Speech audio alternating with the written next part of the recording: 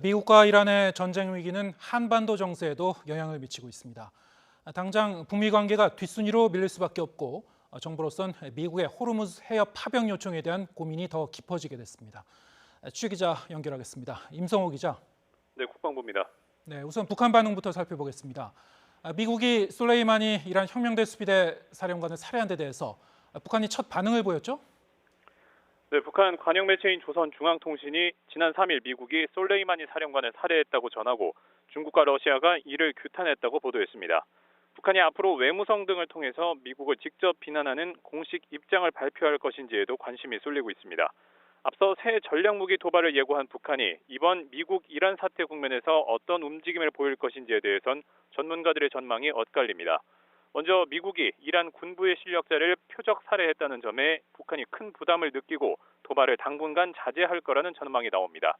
또 북한과 이란의 핵 문제는 성격이 다르고 트럼프 대통령이 김정은 위원장에게 여전히 호의를 표하고 있는 만큼 돌발 사태는 없을 거라는 전망도 있습니다. 하지만 미국이 중동에 집중하는 상황을 북한이 역이용할 거라는 분석도 나오고 있습니다.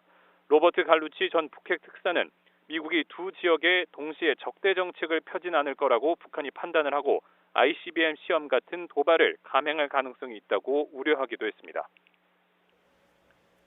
네, 우리 국민에게 미치는 영향도 짚어보겠습니다. 우선 중동 지역에 우리 교민이 꽤 있을 텐데 지금 안전한 상태입니까? 네, 현재 이라크와 이란 또 미국의 우방으로 분류되는 이스라엘과 레바논 등지에 우리 교민과 기업인이 2천여 명이 체류 중입니다. 외교부는 현재까지 우리 교민과 기업은 안전하다면서 현지 상황을 24시간 예의주시하고 또 필요하면 단계별 조치 계획도 검토하겠다고 밝혔습니다. 또 오늘 오전에는 관계부처 합동으로 실무 대책 회의를 열어서 이번 사태가 유가 등 우리 경제와 또 재외 국민 기업의 안전에 미치는 영향을 분석하고 또 대응 방향을 논의했습니다. 네, 또 다른 큰 문제가 앞서 미국이 우리 정부에 요청한 호르무즈 해협 파병 요청인데요. 여기에 어떻게 대응할지 정부가 결정했습니까? 네, 이에 대해서 정부는 아직까지 신중한 태도를 보이고 있습니다. 정부는 현재 중동 정세를 예의주시하면서 호르무즈 해협 공동 방위에 기여할 방안을 여러모로 검토 중이라고 밝혔습니다. 그동안엔 우선 연락 장교를 파견한 뒤 아덴만에서 임무 수행 중인 청해부대의 작전 구역을 호르무즈 해협으로 바꾸는 안이 유력하게 검토되어 왔는데요. 하지만 이번에 미국과 이란의 전쟁 위기가 고조되면서 정부의 고민도 깊어지고 있습니다.